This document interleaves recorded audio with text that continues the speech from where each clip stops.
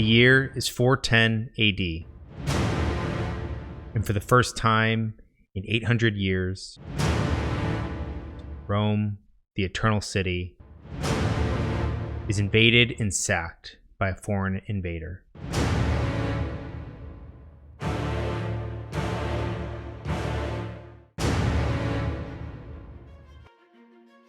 Can you imagine what that might have been like? The greatest empire the world had ever seen, cracked and crumbling. The decline, however far along that path, was now at the very heart of the greatest city ever constructed. What effect that must have had on the psyche of the Roman population and leadership. This, more than likely, was a thing that was unthinkable, impossible to imagine, and for some, a fate worse than their own death. And I'm not just bringing up the Roman Empire for the sake of the male fascination with it, but because this saying, a fate worse than death, was originally used in Edward Gibbon's book, The Decline and Fall of the Roman Empire. At the time, though, this phrase was used mostly in reference to the sexual mistreatment of women, and a little bit later as a form of seduction. Since then, though, this term has been changed and adapted to mean many different things. Most notably, though, describing a fate or an experience that is so undesirable that death would be preferable to it. But for today, we're going to use this as a term that we see and hear in literary circles. This is a literary device writers can use for their own characters. It looks at, quite literally, figuring out aspects of our characters that to them would be an outcome or a fate worse than their own death. The goal is, of course, to have a better understanding and even an impact on your character's psyche, but also to have an impact on your audience as well. And this term has actually helped me rethink my own characters as well. And it's helped me with the development and the construction of them in understanding them on a deeper and sometimes more thematic level. It has helped me understand an arc that they might go through and forces me to truly understand the essence of what a character cares about. But beyond all of that, it also does an excellent job of creating additional tension and emotional investment in a particular character on the page or on the screen. Sure, killing off a character might have a strong emotional impact to your audience and sometimes even the plot and other characters. But sometimes, a character's death might not be the worst thing that can happen to them. As a writer, you're trying to construct a scenario where like a person is trying to avoid a fate worse than death. For Joel, it'd be losing a daughter again, and he probably would not survive that. So then how do we put him in a situation where now he has to be with this girl and he immediately tries to reject it? You're gonna do it. The hell we are. We don't have time for this. We should probably start here, though. Why is it that we love to kill characters or have characters killed in fiction? As writers and audience members, we both love and hate when a character dies. We sort of like and dislike these things for different reasons, though. Popularity sort of ebbs and flows culturally depending on the different pop fiction or popular fiction that we have or are exposed to. But at the end of the day, writers love writing it and audience members come back to and love to sometimes hate it. For an audience, it gives us real stakes and it makes things actually feel like there is something at risk. And for writers, we love breaking and seeing the reaction of our audience when we kill off their favorite character. Sometimes this is all about throwing in an interesting twist or for the shock value. There are the gut-wrenching goodbyes where a character's death leaves you with a deep pit in your stomach. Most of the times this is at the end of a book or a movie or an episode, or even a final farewell between two characters. But there's also the unexpected losses, the shock where a character or a series of characters experiences a sort of unexpected end that can pack a very emotional punch that will often leave our audiences with their jaws on the floor and a flood of reaction videos on YouTube. But oftentimes, the most tragic can even be a character's arc being cut short. A character that is on the path to redemption or making some sort of positive change in their life or in the world, only to have it cut short can be an effective way to deliver an emotional blow to your audience as well. And other times, there are our favorite heroes and heroines that meet their end. Or sometimes there is a villain that we can't help but love that is inevitably killed off. The death of a hero or even a protagonist can have an impact and create interesting opportunities thereafter for other characters to take center stage. But also, villains with a surprising depth can elicit unexpected sympathy, even at their end. You're goddamn right. But going beyond just our own attachment to the characters' deaths, sometimes it's the impact to the plot and how this changes in new and interesting ways. Some characters' deaths shape the course of an entire story and kick off or even usher in a new set of characters. And in an interesting way, we can actually trigger a lot of these same feelings and sentiments by not necessarily always having to kill off our characters, but by having them go through a fate that is worse than death. The gut-wrenching goodbye might just be one character leaving or moving away from another. An unexpected loss might be a primary character seeing others around them being killed or taken or lose a contest or even some kind of fight. And an arc being cut short might just be the fact that they are not forgiven or remain unredeemed. Perhaps they try to change, but can't or do not. And they end up understanding themselves maybe better, but experience a flat or even a negative arc. Similarly, the heroes and heroines meeting their inevitable end or their fall might be them just falling from a heroic position or becoming broken because of something that they could not fix or save. And all of these can impact the plot.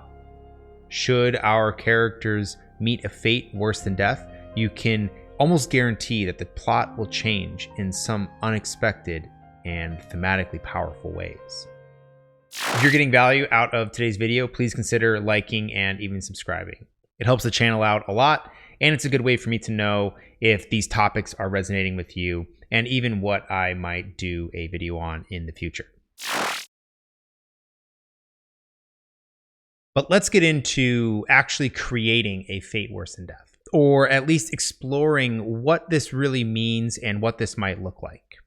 I have a lot of examples ahead, and of course, I usually try to stay on the lighter side of spoilers. But since we're talking about characters dying or not dying, being broken or not being broken, there probably will be spoilers ahead. I'll try to put up on the screen now some of the stories and pieces of media that I will be referencing, so proceed with caution.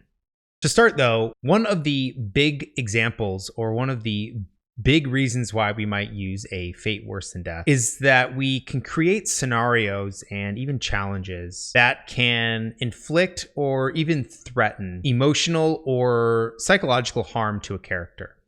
And a lot of what this threat is directed towards will be the essence of that character, the core of what they actually believe or the core of what they truly care about. Honor over life is something that is common in fiction. Plenty of characters have had the loss of personal honor be a fate that is worse than their own death. There are plenty of characters that have even forfeited their own life for the sake of preserving their honor. But more interesting, I think, is in the 1977 movie The Duelist, where the main characters, both the protagonist and the antagonist, don't actually lose their life, but care deeply about this belief in honor. In The Duelist, there are two military officers working in Napoleon Bonaparte's army. The year is 1800, and this movie starts with Gabriel Ferreau, the antagonist in this case, mortally wounding the mayor of Strasbourg's son. This results in him being reprimanded by a higher-ranking general. Armand Dubert is sent to punish Ferreau, but in the course of this punishment being delivered, the two get into an argument, and Ferreau challenges Dubert to a duel. This is their first duel, which results in Ferreau being injured. Following that, there are a series of other duels where they are constantly competing with one another. The law says that you cannot challenge or duel somebody of a different military rank than you, so there's a bit of a almost Cold War where they both are trying to rank up in the military. Mostly with Dubert trying to outrun or avoid having to duel, and with Ferreau constantly trying to keep up to continue to duel. Neither of them end up getting killed in any of these duels, and for different and varying reasons, they often have to call them a draw. And forget it. Whatever he did, you've paid him back now. From all I hear, he's a very decent fellow.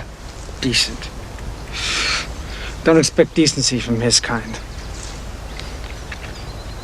Look at him lolling about there on the ground. One touch and he's off home to his beloved general. Next time, Dubert! They end up dueling 6 times over the course of 16 years. But in the final duel, Dubert ends up tricking Ferreau. They are dueling in pistols, and Ferreau discharges both of his, while Dubert still has 1 bullet remaining. In the end, he approaches Ferreau and tells him that his life is now his, and that he must now conduct himself as if he is a dead man, thus ending this feud and meaning Ferreau may never challenge Dubert again. In all of your dealings with me, you will do me the courtesy to conduct yourself as a dead man. I have submitted to your notions of honor long enough.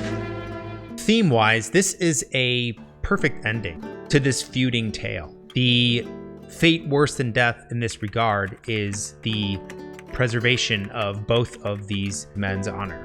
But if in the end Dubert ended up killing Ferreau, that would have been a lot less satisfying and a lot less tragic for the fate of Ferreau.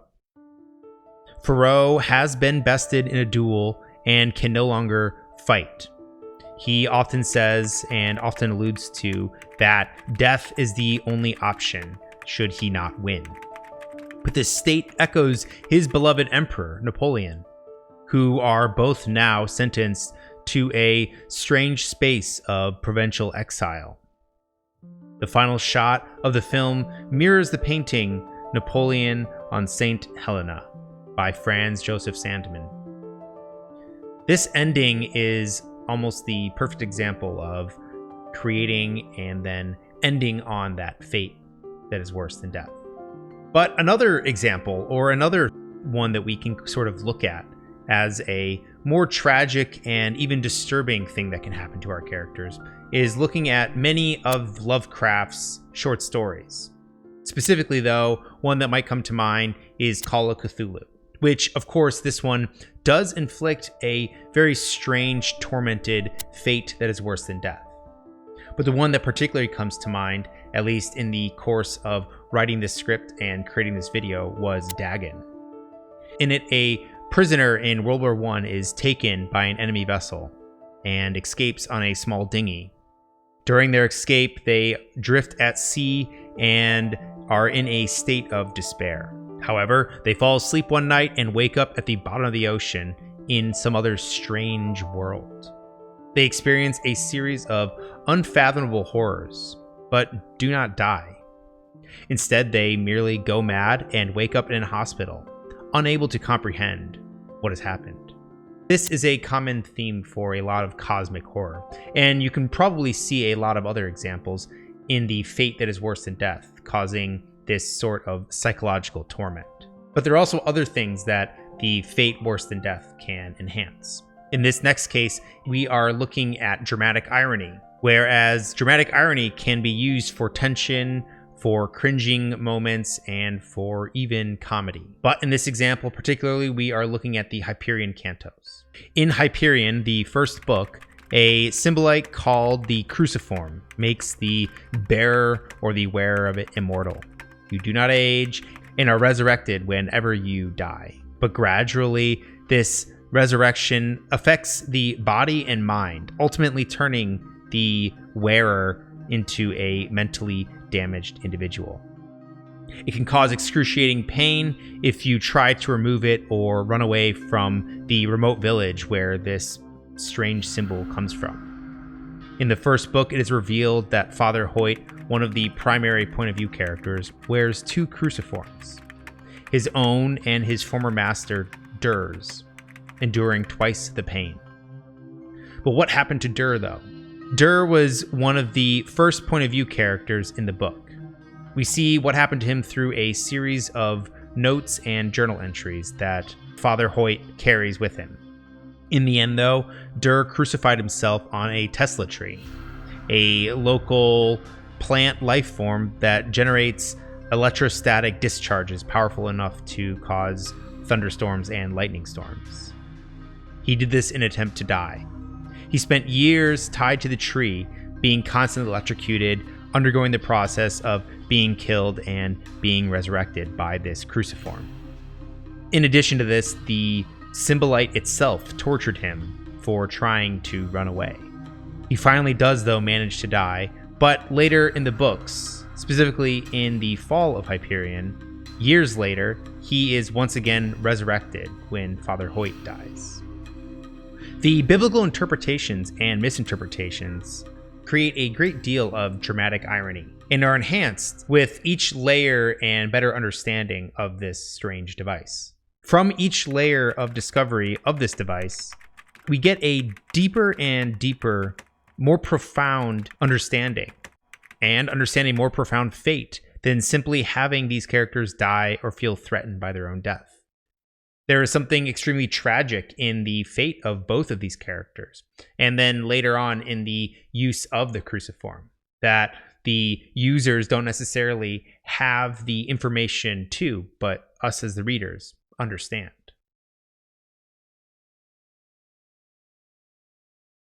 But another reason why we want to explore this fate that is worse than death is because of the emotional resonance it can create with our audience, while also creating profound and terrible emotional lows for our characters. Specifically, though, we can look at the Sound of Metal as an example for both of these. Here, we actually start with the fate that is worse than death. This fate happens to our protagonist within a few scenes. Ruben is a drummer for a metal band, where he has dealt with addiction and recently has gotten his life back together after being clean for 4 years. Music is everything to him. It is the thing that him and his girlfriend do for a living, and it is also his passion. However, within the first few minutes of the film starting, we realize that something is wrong. Ruben is losing his hearing. We go from seeing him living this bohemian lifestyle, finding beauty and joy in the relationship he has with his partner, music, and the overall small things in his life. The fear that Ruben experiences as his hearing is going away is something that the audience feels in full force. A great deal of the sequence in the film, the audience shares in this experience, hearing at most muffled and muted sounds. And we can see the pain in having something that he was so passionate about taken from him after the diagnosis of his near 100% deafness. He and his girlfriend end up calling his sponsor, where he finds a remote community that specifically houses and helps deaf addicts. But in this case, overcoming that fate worse than death is really the central point of the story. The message stated over and over again is that we need to learn how to fix what is wrong with our head, rather than what is wrong with our ears, or whatever disability we might have. The sound of metal referenced in the title is not necessarily in reference to his musical taste. Instead, it is in reference to the process he goes through to restore his hearing. Ruben, towards the climax of the story, goes through and gets a surgery to give him his hearing back. But once he gets his hearing back, it is not as it once was. The sounds are tinny and mechanical. The sounds of metal in this case. But again, this story is more so about him overcoming this new reality and moving on from the fate that was worse than death. And the emotional relatability of this film is incredible. The world and the passion Ruben has for music, and the fact that he is a recovering addict and has been clean for many years, feels so cruel to have that taken away. But it doesn't matter.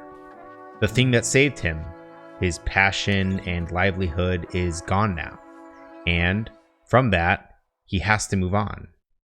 He has to change or die. Personally, I felt that. That is something that is extremely relatable to anybody pursuing or that has a passion for a creative field. And there's an additional purpose that he finds. It is a bit ambiguous, but it seems that he accepted the role of being more supportive to his girlfriend and her career, and that perhaps he will work more with kids or others that are like him. It is an honest and captivating story about disabilities and manages to destigmatize it in a beautiful way. It tells a hard-hitting story about a truly broken individual who just might be able to fix themselves. And I think we should take a moment to look at some of the pitfalls and mistakes that might come from actually killing our characters, or why maybe a character death is seen as unfulfilling or unsatisfying. One sign is often that we are giving more screen time to a character than we ever have before. This usually is in the hopes of building some kind of emotional connection to a character right before they are given the axe. Instead of doing this, it's recommended that we slowly build a relationship with that character. Giving the audience a huge chunk of time right before their death is often unsatisfying and seen coming a mile away. Another common mistake is improper foreshadowing. We sometimes want to think of leaving the right amount of breadcrumbs, that when we look back, the death of a character might make sense. A very good example of this is Robb Stark in A Song of Ice and Fire or the TV show A Game of Thrones. We see every poor mistake that he made that broke alliances and that angered the people that once supported him, thus leading to the Red Wedding. Another mistake we can run into is if we haven't clearly established the stakes or the fact that characters can in fact die. This point might be a bit niche and will mostly aim to keep the reader or viewer on their toes. It also establishes the expectations and even helps us in establishing very real threats, as opposed to resorting to cheap kills or unfulfilling and even shock value deaths. And the final sort of pitfall or symptom of a poorly executed character death is if we have a character fulfill their arc and their role and their service to the plot. The alternative to this is to try and, if we're going to kill a character, have their death be early and leave their involvement or even their usefulness to the plot and their arc, in most cases, unresolved. It can sometimes be a warning sign that this character is about to die if they have the ability to fulfill their entire role in the plot or complete whatever arc that they were on. This is especially the case if they are on some kind of redemption arc, mostly for a positive redemption arc or something in a positive way. We can sometimes feel like their death or the ending of them is more tragic if we don't allow them to have this arc or complete it. If we end up cutting the character's journey a little bit short, this will also have more of an impact on the audience and sometimes even on the characters around them.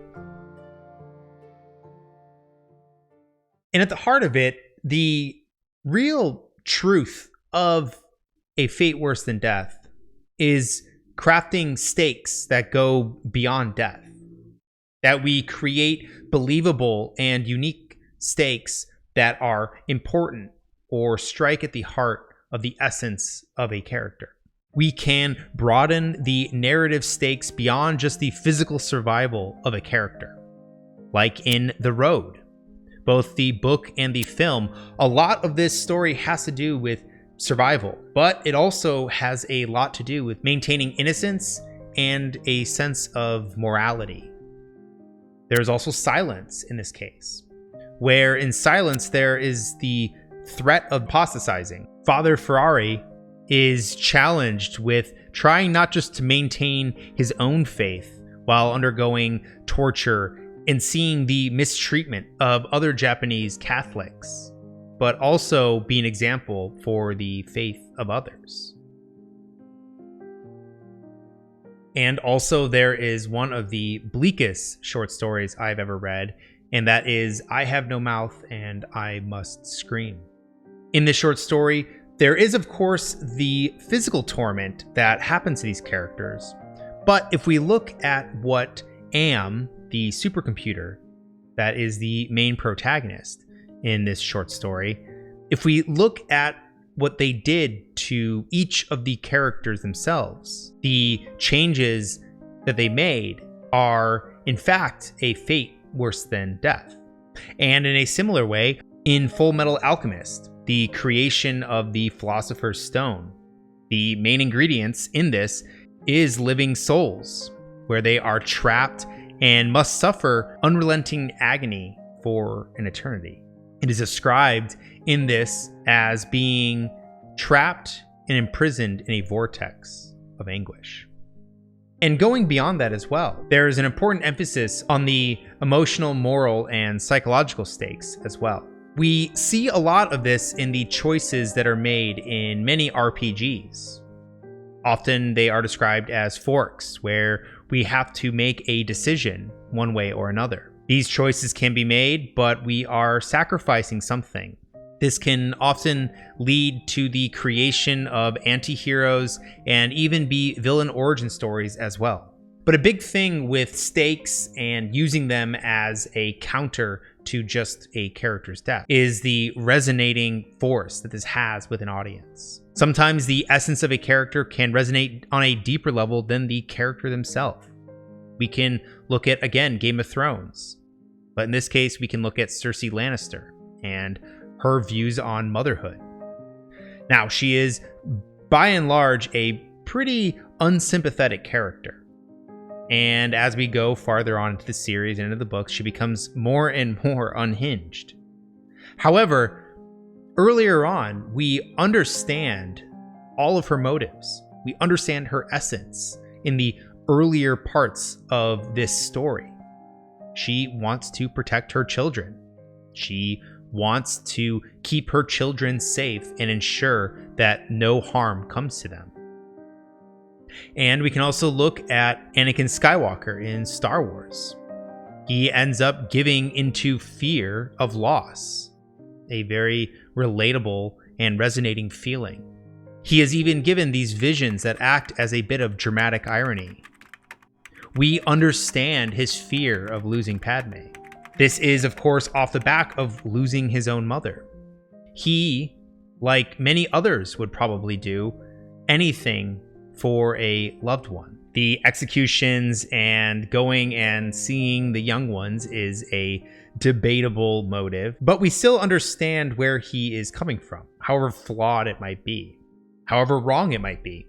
We understand why he is the way that he is. And all of these so far build a bit onto how or maybe why we might want to create a fate that is worse than death, or at least have an understanding of that fate and what that fate might be. Some of the things, though, and some of the early questions we can ask ourselves in establishing this are figuring out the essence of what a character cares about and believes in, which this question will then lead to: what does a character struggle with internally? This will be the sort of moral dilemmas that they might face along their path in the story. And also, what does a character feel threatened by externally?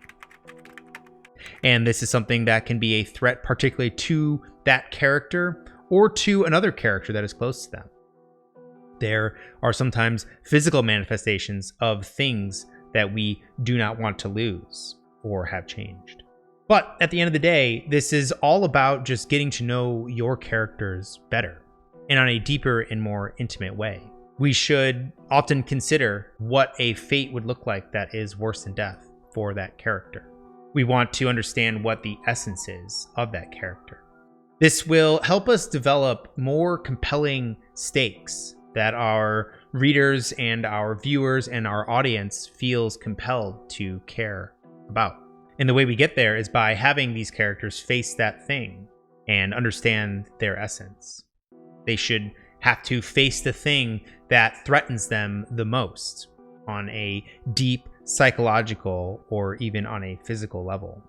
And with all that, having a better understanding of the stakes will equal more tension and better stories in general. And at the end of the day, that is what we are trying to do. We are trying to tell more stories in a more compelling way. And sometimes in doing that, the stories that we tell might be our characters facing a fate that is worse than their own death. Thanks for watching. Let me know in the comments if this is something that you've wrestled with before or even considered in the past. As always, thanks for watching, and I'll see you next time.